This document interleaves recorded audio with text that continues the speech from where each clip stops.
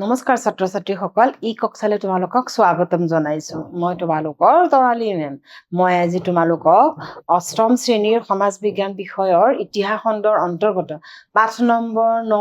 1857 চনৰ বিদ্ৰোহ এই পাঠটিৰ শেষ অংশ অৰ্থাৎ ইয়াৰ 6 নম্বৰ অংশটো আজি আমি আলোচনা কৰিবলৈ গৈ আছো ইয়াৰ আগৰ অংশটিত অৰ্থাৎ ইয়াৰ 5 নম্বৰ অংশটিত আমি এই পাঠটিৰ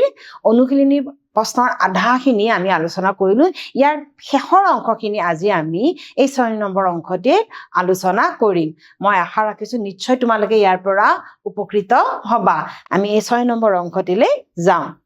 ঠিক আছে আমি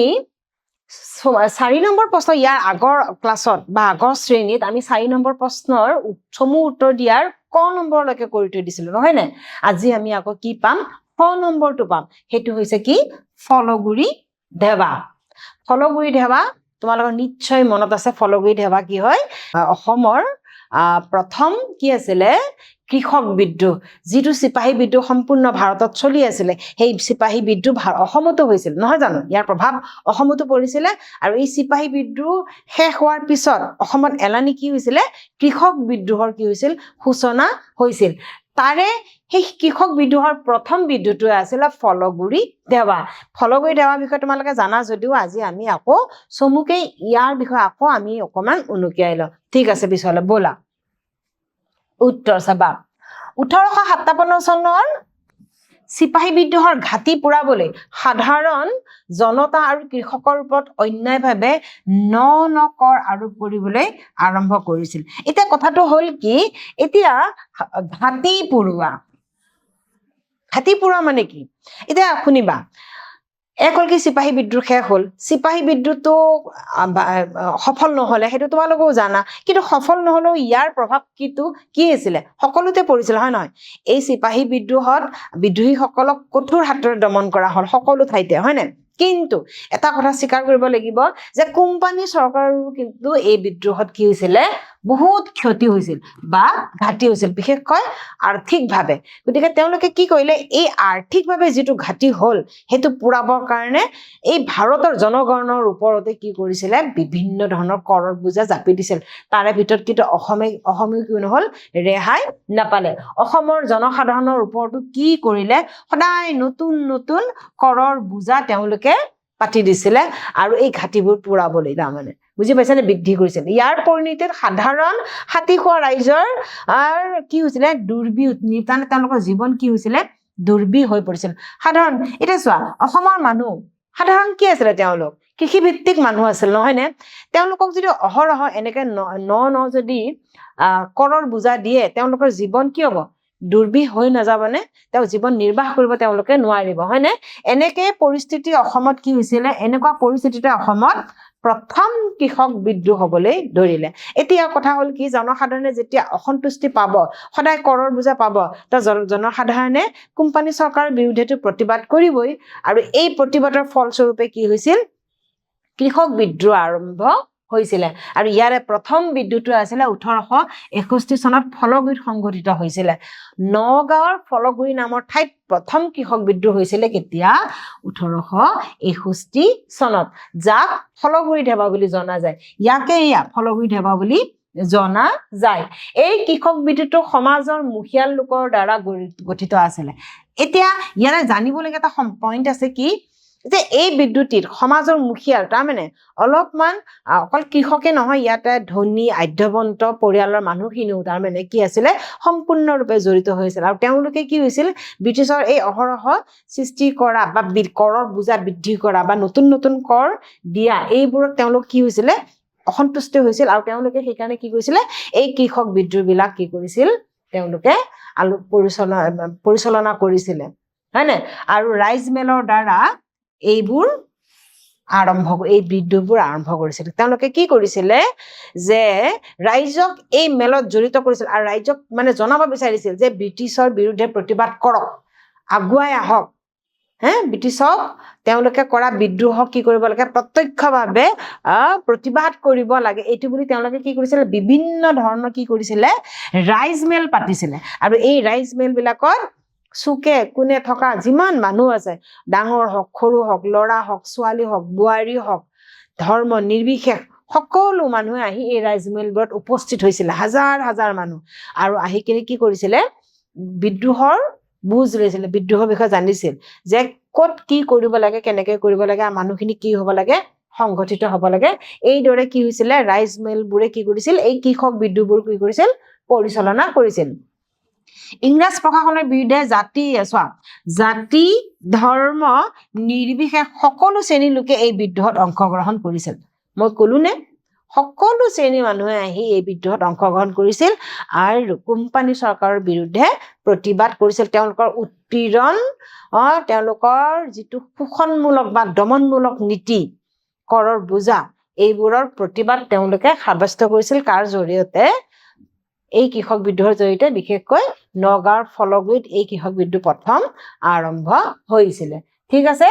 এইবাৰ চমু উত্তৰৰ 4 নম্বৰত আমি গ নম্বৰটো চাম।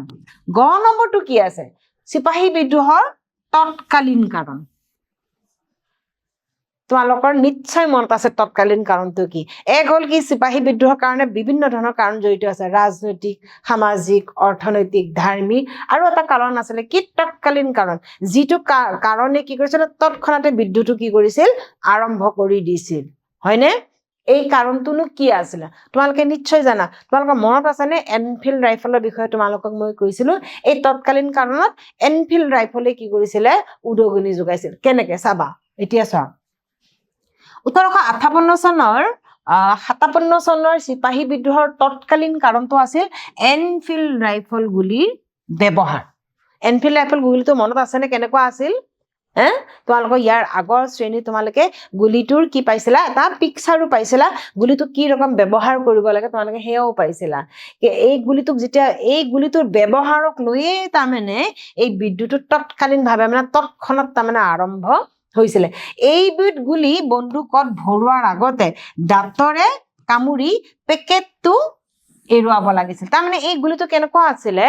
ইয়াৰ যিটো সাৰ বাৰুদ আছিলে সেইটো এটা পেকেট আছিলে, সেই নজল টাইপ পেকেট এটা আছিল। ইয়াক আকৌ এনেকে দাঁতৰে কামুৰি এৰাব লাগে। এৰাই কি কৰিব লাগে, এই গুলিবোৰ কি কৰিব লাগে, ইয়াৰ যিটো নলী আছে, নলীত আকৌ কি কৰিব লাগে, ভৰাব লাগে, হয়নে? আৰু ভৰাব লাগে, আৰু তাৰ পাছত ইয়াক অন্য এটা লাঠিৰ সৈতে হেঁচিব লাগে, তাৰ পাছতেহে পিষ্টলটো চলাব লাগে। এই এনফিল্ড ৰাইফলটো ইয়াৰ মানে বৈশিষ্ট্য তেনেকুৱা আছিলে। কিন্তু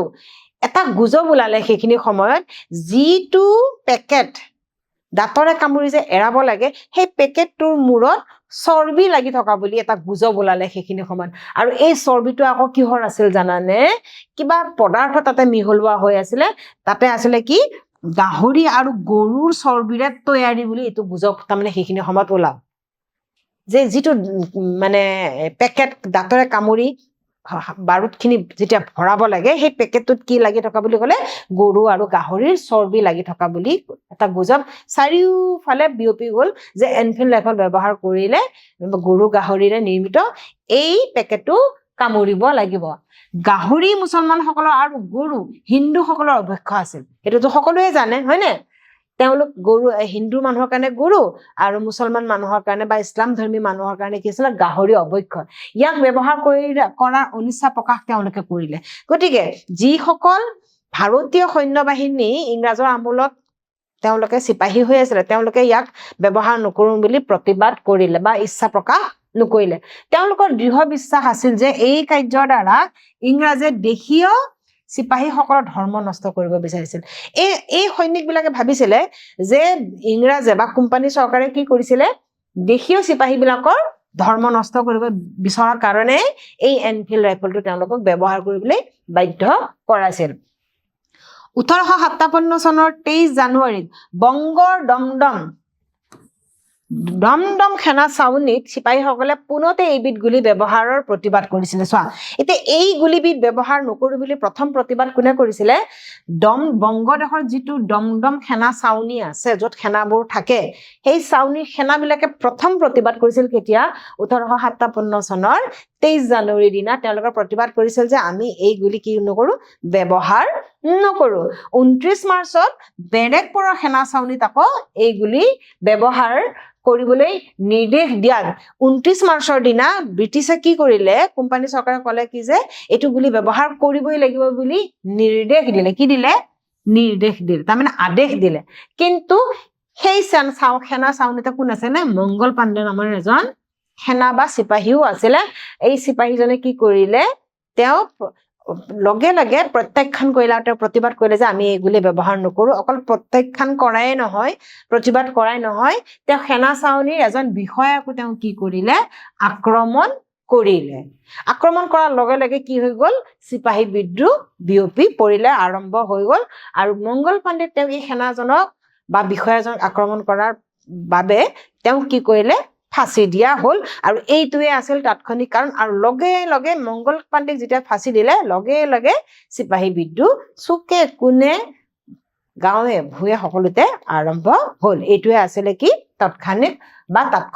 কাৰণ আমি এতিয়া 5 নম্বৰ প্ৰশ্নৰ উত্তৰটিলে যাম এই প্ৰশ্নটিত কি আছে চোৱা চিপাহী বিদ্ৰোহৰ কাৰণবোৰক কেইভাগত বিভক্ত কৰিব পাৰি যিকোনো এটা কাৰণৰ বিষয়ে চমুকে লিখিব দিছে এটা কিমানটা ভাগ আছিল তাৰমানে কাৰণবিলাকৰ আগবিলাক কি কাৰণ এটা মানে এই বিদ্ৰোহটি সূচনা কৰিছিলে তাৰে যিকোনো এটা কাৰণৰ বিষয়ে তোমালোকক কি কৰিব দিছে লিখিব দিছে হয়নে ইয়াৰ উত্তৰটো চাবা ইয়াক কিছুমান পইণ্টত তোমালোকক এই প্ৰশ্নবিলাকৰ উত্তৰ দিয়া গৈছে পইণ্ট কেইটা তোমালোকে মন কৰিবা 1 নম্বৰ পইণ্টত কি আছে চোৱা অৰ্থনৈতিক নীতি অতিমাত্ৰা ৰাজহ সংগ্ৰহ তেওঁলোকৰ প্ৰথমটো আছিল কি অৰ্থনৈতিক কাৰণ আৰ্থিক কাৰণ অৰ্থনৈতিক নীতিতনো কি তেওঁলোকে কি কৰিছিলে চাবা অতিমাত্ৰা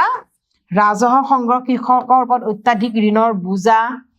বৈষম্যমূলক নীতি সমাজৰ অভিজাত মধ্যবিত্ত শ্ৰেণী আৰু সামৰিক লোকসকলৰ তীব্ৰ আৰ্থিক সংকট এইখিনি আছিল তেওঁলোকৰ অৰ্থনৈতিক নীতিৰ ভিতৰত পৰিছিল তাৰ মানে কি ব্ৰিটিছে কি কৰিছিল অহৰহ ৰাজহৰ মাত্ৰা বঢ়াইছিলে বৃদ্ধি কৰিছিলে হেয়াই নহয় কৃষকৰ ওপৰত কৰৰ বোজা বঢ়াইছিলে হয়নে জমিদাৰসকলৰ ওপৰত ৰাজহ বঢ়াই দিছিল যে বছৰি তেওঁলোকে ভাত্তাটো বা বছৰি তেওঁলোকৰ যেটো ৰাজহ দিবই লাগিব এনেকে মধ্যবিত্ত শ্ৰেণী হক বা সামৰিক বিষয়সকলৰ ওপৰতো তেওঁলোকৰ কি হৈছিলে অত্যাচাৰ বা উৎপীড়ন বাঢ়ি গৈছিলে 2 নম্বৰ পইণ্টত আছে ৰাজনৈতিক কিছুমান কাৰণো ইয়াতে কি হৈ আছিল চিপাহী বিদ্ৰোহত জড়িত হৈ আছিল যেনে ইয়াতে অলপ থুলমূলকে আভাসবোৰ দিয়া গৈছে দেই লৰ্ড ডেলহাউসীৰ চট্টবিলোপ নীতিৰ দ্বাৰা দেশীয় ৰাজ্য অধিগ্ৰহণ এছাম দেশীয় ৰজাৰ ৰাজকীয় মৰ্যাদা পদবী পেনশন কৰ্তন তাৰমানে ৰাজনৈতিক নীতিত কি হল যে গভৰ্ণৰ জেনেৰেল লৰ্ড ডেলহাউসীয়ে কিছুমান কি কৰিছিলে সংস্কাৰ কৰিছিলে মানে কিছুমান নিয়ম নীতি ওলাইছিল আৰু এই নিয়ম নীতিৰ দ্বাৰা তেওঁ কি কৰিছিলে চট্টবিলোপ নীতি যেনে বিশেষকৈ চট্টবিলোপ নীতি এই নীতিৰ দ্বাৰা তেওঁ কি কৰিছিলে যিবোৰ দেশীয় সৰু সৰু ৰাজ্য আছিল তেওঁ সেইবিলাক কি কৰিছিল অধিগ্ৰহণ কৰিছিল তাৰমানে কি সেইবিলাক দখল কৰিছিলে তাৰ উপৰি ৰজাৰ মৰ্যাদা পেনশন বিলাকো কি কৰিছিলে তেওঁ কাটি দিছিলে যাৰ বাবে ৰাজনৈতিকভাৱেও কি আছিল এই কাৰণ চিপাহী বিদ্ৰোহৰ বাবে জড়িত হৈ আছিল 3 নম্বৰ পইণ্টত আছে সামৰিক নীতি অকল যে ৰাজনৈতিকভাৱে নহয় সামৰিক ক্ষেত্ৰত সৈন্য বাহিনীও কিন্তু কি আছিল অসন্তুষ্টি প্ৰকাশ কৰিছিল কোম্পানী শাসনৰ বিৰুদ্ধে হয় নাই কি হৈছিল এটা চাবা দেশীয় চিপাহীসকলৰ প্ৰতি বৈষম্যমূলক আচৰণ চিপাহীসকলে কিয় বাৰু তেওঁলোক অসন্তুষ্টি হল কাৰণ তেওঁলোকক কিছুমান বৈষম্যমূলক আচৰণ কৰিছিলে কেনেকে জানানে একেই পদবীত ভাৰতীয় সৈন্যও থাকে একেই পদবীত ব্ৰিটিছ সৈন্যও থাকে কিন্তু তেওঁলোকৰ দৰমহা আকৌ একে নহয় তেওঁলোকৰ দৰমহাৰ মাজত ডিফাৰেন্স বা পাৰ্থক্য আছে তাৰমানে ইউৰোপীয় সৈন্যই ভাৰতীয় সৈন্যতকৈ বেছিহে দৰমহা লাভ কৰিছিলে আৰু তাৰ উপৰি ইউৰোপীয় সৈন্যবিলাকৰ পদোন্নতি হৈছিল প্ৰমোচন হৈছিল তেওঁলোকৰ পদবোৰ পদপদকে বাঢ়ি গৈছিল কিন্তু ভাৰতীয় সৈন্যৰ নাছিলে সেইকাৰণে ভাৰতীয় সামৰিক সকলো বা সৈন্য সকলেও কি কৰিছিলে প্ৰতিবাদ কৰিছিলে তাৰ উপৰি আৰু এটা কাৰণ আছিল কি ধৰ্মীয় নীতি ধাৰ্মিকভাৱেও ভাৰতীয় মানুহ হিন্দুৱে হওক মুছলিমে হওক বা যিমানবোৰ মানুহ আছে ধাৰ্মিকভাৱে জড়িত সকলো মানুহে কিন্তু ব্ৰিটিছৰ এই দমনমূলক নীতিত কি হৈছিলে অসন্তুষ্ট হৈছিলে কেনেকে চাবা খ্ৰীষ্টান মিছনাৰীসকলে দ্ৰুতভাৱে ধৰ্ম সম্প্ৰসাৰণ পৰম্পৰাগত প্ৰথাৰ বিলোপ সাধন ধৰ্মান্তৰিত লোকৰ সম্পত্তি বাজেয়াপ্তকৰণ আদি কাৰকবোৰ ভাৰতীয় লোকক ইংৰাজৰ বিৰোধ কৰিছিল এটা কথাটো হ'ল কি ব্ৰিটিছে কেৱল যে ৰাজ্য শাসন কৰিবলৈ ভাৰতত সোমাইছিল তেনেকে নহয় তেওঁলোকৰ লগত উদ্দেশ্য তেওঁলোকৰ বহুত আছে তাৰে এটা উদ্দেশ্য কি আছিল জানা খ্ৰীষ্টান ধৰ্ম প্ৰচাৰ তেওঁলোকে খ্ৰীষ্টান ধৰ্ম প্ৰচাৰ কৰিব বিচাৰিছে সেইকাৰণে তেওঁলোকে নিজৰ লগত মিছনাৰী সকলকো লৈ আহিছিলে আৰু এই মিছনাৰী সকলে কি কৰিছিলে ভাৰতৰ বিভিন্ন ঠাইত তেওঁ কি কৰিছিলে মানুহক ভাৰতীয় মানুহক তেওঁলোকে ধৰ্মান্তৰিত কৰিছিল ক'লে খ্ৰীষ্টান ধৰ্মলৈ আৰু এটা সময়ত কি হ'ল ভাৰতীয় মানুহ শংকিত হ'বলৈ ধৰিলে যে কি ঠিক এটা সময়ত আমি সকলোৱে বাধ্য হ'ব লাগিব খ্ৰীষ্টান ধৰ্ম গ্ৰহণ কৰিবলৈ আৰু তাৰ উপৰি কিছুমান নিয়ম নীতি কোম্পানী চৰকাৰে ওলালে যেনে যদি কোনোবা ব্যক্তি ধৰ্মান্তৰিত হয় বা নিজৰ ধৰ্ম এৰি খ্ৰীষ্টান ধৰ্ম গ্ৰহণ কৰে তো তেওঁলোকে সুবিধা অলপ বেছি পাব তেওঁলোকৰ সম্পত্তি বাজেয়াপ্ত নকৰে কিন্তু যিসকলে ধৰ্মান্তৰিত নহয় বা খ্ৰীষ্টান ধৰ্ম গ্ৰহণ নকৰে তেওঁলোকৰ সম্পত্তি কি কৰিব বাজেয়াপ্ত কৰিব তাৰমানে দখল কৰিব এনেকুৱা ধৰণৰ নীতিবোৰে কি কৰিছিলে ভাৰতীয় লোকসকলক ইংৰাজৰ বিৰুদ্ধে অসন্তুষ্ট কৰিছিল দেখিলানে গতিকে এনেকে এইবোৰ কাৰণ কি হৈ আছিলে জড়িত হৈ আছে আমি এতিয়া 6 নম্বৰ প্ৰশ্নটিলে আমি এতিয়া যাম 6 নম্বৰ প্ৰশ্নটো কি আছে চোৱা লৰ্ড ডেলহাউছিৰ নীতিসমূহ সিপাহী বিদ্ৰোহৰ বাবে কিমান দূৰ জগৰীয়া এইটো প্ৰশ্ন কিন্তু বৰ দৰকাৰী লৰ্ড ডেলহাউছিয়ে এনে কিছুমান নিয়ম নীতি ওলাইছিল যেটো আমি আগৰ শ্ৰেণীত পঢ়িছিলো ন তেওঁ যিবোৰ সংস্কাৰ কৰিছিলে সেই সংস্কাৰৰ নামত ভাৰতীয় মানুহ অতিষ্ঠ হৈ গৈছিল যাৰ বাবে বিদ্ৰোহ কৰিবলৈ তেওঁলোক মানে বাধ্য হল হয় নাই এটা কি কেনেকে জগৰীয়া হল কিনো কৰিছিলে আমি ইয়াৰ প্ৰশ্নৰ উত্তৰত চাম লৰ্ড ডেলহাউছিয়ে ইংৰাজৰ অগ্ৰাসন নীতি কঠোৰভাৱে পালন কৰিছিলে তেওঁৰ এটাই উদ্দেশ্য আছিল কি ডেলহাউছি যে ব্ৰিটিছৰ ৰাজভঁৰাল কি কৰিব লাগে টনকিয়াল কৰিব লাগে হয় নহয় আৰু যদি টনকিয়াল কৰিব নোৱাৰিলেও দেশীয় ৰাজ্যবিলাক তেওঁলোকে কি অধিগ্ৰহণ কৰিব লাগে তেওঁ প্ৰথম উদ্দেশ্যই আছিল সেইটোৱে আৰু ভালেমান দেশীয় ৰাজ্য অধিগ্ৰহণ কৰাত ভাৰতীয় মনত ভয় হ'ল যেতিয়া তেওঁ কিছুমান নিয়ম ওলালে যেনে স্বত্ব বিলোপ নীতি ইয়াৰ দ্বাৰা ভাৰতীয় দেশীয় ৰাজ্যবিলাকৰ অধিকাৰ বা স্বত্ব নোহোৱা হ'ল আৰু লাহে লাহে এই দেশীয় ৰাজ্যবোৰ ব্ৰিটিছৰ সাম্ৰাজ্যৰ মাজত চামিল হ'ল ন তো কি হ'ল ভাৰতীয় মানুহৰ মনত ভয় হ'ল শংকা হ'ল সন্দেহ হ'ল আৰু অবিশ্বাস সৃষ্টি হ'ল যে এটা সময়ত আমি সকলোৱে নিজৰ ঘৰ দুৱাৰ সা সম্পত্তি সকলো হেৰুৱাব লাগিব ইংৰাজে সকলোখিনি অধিগ্ৰহণ কৰিব 2 নম্বৰ পইণ্টত আছে চোৱা এওঁৰ শাসনকালত তাৰমানে ডেলহাউছিৰ শাসনকালৰ কথা কৈছে দেই এছাম দেশীয় ৰজাৰ ৰাজকীয় মৰ্যাদা উপাধি পেঞ্চন আদিও কাঢ়ি লোৱা হৈছিল অকল যে ৰাজ্যই যে ব্ৰিটিছে দখল কৰিছিল তেনে নহয় ৰাজকীয় মৰ্যাদা উপাধি পেঞ্চনো আনকি কি কৰিছিলে লৰ্ড ডেলহাউছিয়ে এই নীতিৰ দ্বাৰা তেওঁলোকৰ এইবোৰ বিলুপ্ত কৰিছিলে তেওঁলোকৰ নোহোৱা কৰি পেলালে এইবোৰ হয় না তাৰ 3 নম্বৰ পইণ্টত আছে অৰাজকতাৰ দোহাই দি অন্যায়ভাৱে অযোধ্যাৰ ৰজা ৰাজ্য দখল কৰি ব্ৰিটিছে চৰম অদূৰদৰ্শিতাৰ পৰিচয় দিছিলে তেওঁলোকে আৰু এটা ডাঙৰ কাম কৰিছিল কি জানানে অযোধ্যাত অৰাজকতা সৃষ্টি হৈছে মানে ৰাজ্যখন ভালকে চলোৱা নাই তাত অত্যাচাৰ উৎপীড়ন আৰম্ভ হৈছে এনেকুৱা ধৰণৰ কিছুমান কথা উলিয়াই লৈ ব্ৰিটিছে কি কৰিছিলে অযোধ্যাখন কি কৰিলে দখল কৰিলে নিজৰ মাজত চামিল কৰিলে এই কথাটোৱে কি কৈছিলে ভাৰতীয় মানুহক ব্ৰিটিছ চৰকাৰৰ প্ৰতি বেছিকৈ তাৰমানে অসন্তুষ্টি সৃষ্টি কৰিলে 4 নম্বৰ পইণ্টত কি আছে চোৱা তাৰোপৰি মোগল সম্ৰাটৰ অস্তিত্ব নাশ কৰাৰ ষড়যন্ত্ৰটো ডেলহাউছি লিপ্ত হৈছিল যেতিয়া অযোধ্যাখনটো দখল কৰিলেই এবাৰ তেওঁলোকৰ কি কৰিলে দিল্লীৰ প্ৰতিও তেওঁলোকৰ মানে ডেলহাউছিয়ে দিল্লীকো দখল কৰিবলৈ তেওঁ চেষ্টা কৰিছিল তেওঁ কি কৰিলে মোগল সম্ৰাটৰো মানে অস্তিত্ব ধ্বংস কৰিবলৈ বা নাশ কৰিবলৈ তেওঁ ষড়যন্ত্ৰ কৰিলে কোনে লৰ্ড ডেলহাউছিয়ে পিছে কোম্পানীৰ ঊৰ্ধ্বতম মহলৰ হস্তক্ষেপত এই কাৰ্যকাৰী নহল তাৰমানে তেওঁ কোম্পানীৰ ওপৰ মহলৰ পৰা যেতিয়া ইয়াত কি কৰিলে হস্তক্ষেপ কৰিলে সেইকাৰণে তেওঁ কি কৰি লৰ্ড ডেলহাউছিয়ে দিল্লী সুলতানৰ অস্তিত্ব তেওঁ কি কৰিব নোৱাৰিলে নাশ কৰিব নোৱাৰিলে গতিকে ভাবা লৰ্ড ডেলহাউছিৰ এই শাসনবিলাক কেনেকুৱা আছিলে তথাপিও সম্ৰাটৰ মৃত্যুৰ পিছত কিন্তু দিল্লীখন তেওঁ দখল নকৰিলেও কি কৰিলে চাবা সম্ৰাটৰ মৃত্যুৰ পিছত তেওঁ পৰিয়ালে লালকিল্লাৰ পৰা উদ্ঘাটন কৰা হ'ব বুলি তেওঁ ডেলহাউছিয়ে এক তাৎপৰ্যপূৰ্ণ ঘোষণা কৰিলে তেওঁ দিল্লীখন অধিকাৰ কৰিব নোৱাৰিলে কিন্তু নোৱাৰিলেও তেওঁ এটা ঘোষণা কৰিলে কি বুলি কৈলে জানানে যেতিয়ালৈকে সম্ৰাট জীয়াই থাকিব তেতিয়ালৈকে তেওঁ অধিগ্ৰহণ নকৰে কিন্তু যদি সম্ৰাটৰ মৃত্যু হয় দিল্লী সম্ৰাটৰ মৃত্যু হয় তেতিয়া তেওঁ ৰাজ পৰিয়ালে কি কৰিব লাগিব লালকিল্লা ত্যাগ কৰিব লাগিব যিটো লালকিল্লাত দিল্লীৰ সম্ৰাটে শাসন কৰে যিটো লালকিল্লাৰ পৰা সম্ৰাটে কি কৰে ভাৰতখন শাসন কৰে হয়নে কৈছে লাগে যে তেওঁ পৰিয়ালবৰ্গই কি কৰিব লাগিব লালকিল্লা এৰিব লাগিব এই সমস্ত ঘটনা পৰিঘটনা সমূহে ভাৰতীয়ৰ মনত ইংৰাজৰ বিৰুদ্ধে কি বিদ্বেষৰ ভাৱ সৃষ্টি কৰিছিল চোৱা এই ডেলহাউচিৰ এই দমনমূলক নীতিয়ে ভাৰতীয় মানুহৰ মাজত কিহৰ সৃষ্টি কৰিছিল কোৱাচোন এক হল কি অসন্তুষ্টি ভয় শংকা এইবিলাক সৃষ্টি কৰিছিল আৰু ভাবিবলৈ বাধ্য হল যে ব্ৰিটিছক ভাৰতৰ পৰা প্ৰতাৰিত কৰিবই লাগিব নহলে কি হ'ব ভাৰতীয়ৰ অস্তিত্ব মানে নষ্ট হৈ যাব নোহোৱা হৈ যাব আৰু তাৰ বাবে কি কৰে তেওঁলোকে বিদ্ৰোহৰ সূচনা কৰিলে এইবাৰ আমি 7 নম্বৰ প্ৰশ্নটোলৈ যাওঁ দেই 7 নম্বৰ প্ৰশ্নটো কি আছে চোৱা এছাম ইতিহাসবিদৰ মতে চিপাহী বিদ্ৰোহক কিয় ভাৰতীয় স্বাধীনতা বিদ্ৰোহ প্ৰথম স্বাধীনতা বিদ্ৰোহ বুলি ক'ব পৰা নাযায় এতিয়া এইটোহে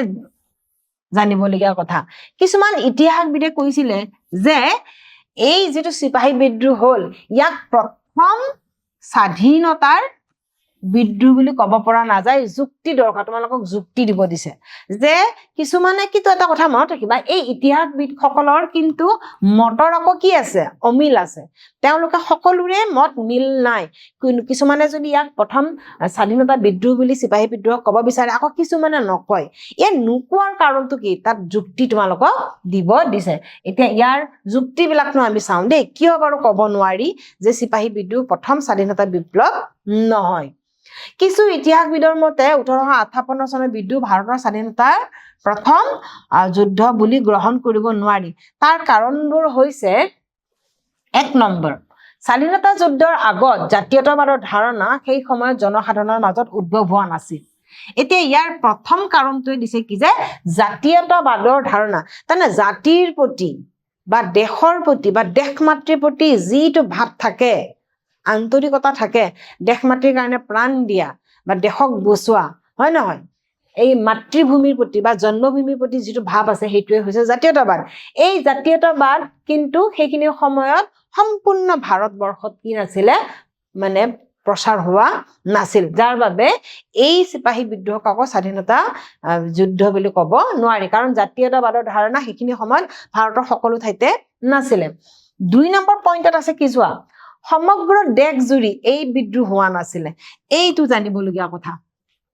চিপাহী বিদ্ৰোহটো সকলো ঠাইতে হৈছিল আমি পাইছো হয় নহয় যে সকলোতে বিয়পিছিল হয়নে কিন্তু তাৰে ভিতৰত কিছুমান এনেকুৱা ঠাই আছিল য'ত কিন্তু এই চিপাহী বিদ্ৰোহে কিন্তু স্পৰ্শও কৰা নাছিল বা চুবও পৰা নাছিল সেই কাৰণে এই বিদ্ৰোহক আকৌ কি কৈছে তেওঁলোকে ইয়াক স্বাধীনতা বিপ্লৱ বুলি কোৱাৰ লগে লগে কি হ'ব লাগিব কোনো ঠাই বাদ পৰিব নোৱাৰে সকলো ইয়াত কি হ'ব লাগিব জড়িত হ'ব লাগিব কিন্তু এই চিপাহী বিদ্ৰোহত কিন্তু সকলো জড়িত হোৱা নাছিল বিশেষকৈ কি আছিল জানানে দক্ষিণ ভাৰত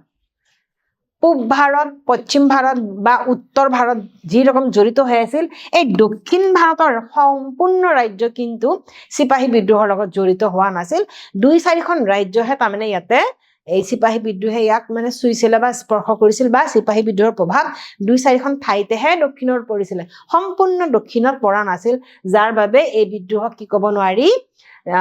প্ৰথম স্বাধীনতা বিপ্লৱ বুলি ক'ব নোৱাৰি 3 নম্বৰ পইণ্ট কি আছে চোৱা তাৰ উপৰি গুৰখা শিখ জমিদাৰ শ্ৰেণী আৰু বুদ্ধিজীৱী সকলেও এই বিদ্ৰোহৰ পৰা আঁতৰত আছিল এতিয়া ইয়াত আৰু এটা ইম্পৰ্টেন্ট পইণ্ট ইজ কি যিখিনি গুৰখা মানুহ ভাৰতত আছিল বা শিখ মানুহ আছিল বা জমিদাৰী শ্ৰেণী আছিল বা বুদ্ধিজীৱী তাৰমানে শিক্ষিত সকল আছিল তেওঁলোকে এই বিদ্ৰোহৰ পৰা বিৰত আছিল তো এওঁলোকৰ নিচিনা মানুহ যদি বিদ্ৰোহটোৰ পৰা বিৰত থাকে বা বিদ্ৰোহত সক্ৰিয়ভাৱে যদি অংশগ্ৰহণ নকৰে তো কেনেকৈ বাৰু এই বিদ্ৰোহক স্বাধীনতা বিপ্লৱ বুলি ক'ব পাৰি ক'ব নোৱাৰি সেই কাৰণে এই বিদ্ৰোহটো কি বুলি নকয় প্ৰথম স্বাধীনতা বিপ্লৱ বুলি নকয় এতিয়া আমি 8 নম্বৰ প্ৰশ্নটিলৈ আহিলো দেই 8 নম্বৰ প্ৰশ্নটো কি আছে চোৱা চিপাহী বিদ্ৰোহৰ নেতাসকলৰ ফটো সংগ্ৰহ কৰি এটা এলবাম তোমালোকক প্ৰস্তুত কৰিব দিছে 8 নম্বৰ প্ৰশ্নটো হেতু তোমালোকৰ ঘৰুৱা কাম বুজিছা ইয়াতে কৈছে কি যে আমি এই পাঠত আমি পাইছিলো ন বিভিন্ন ধৰণৰ ফটো পাইছিলো পিকচাৰ্ছ পাইছিলো ছবি পাইছিলো বিভিন্নজন নেতাৰ পাইছিলো হয়নে কোনখন ঠাইত কোনজন নেতাই বিদ্যুতিৰ নেতৃত্ব দিছিলে এই নেতাবিলাকৰ ফটোবিলাকৰ তোমালোকে এখন কি বনাবা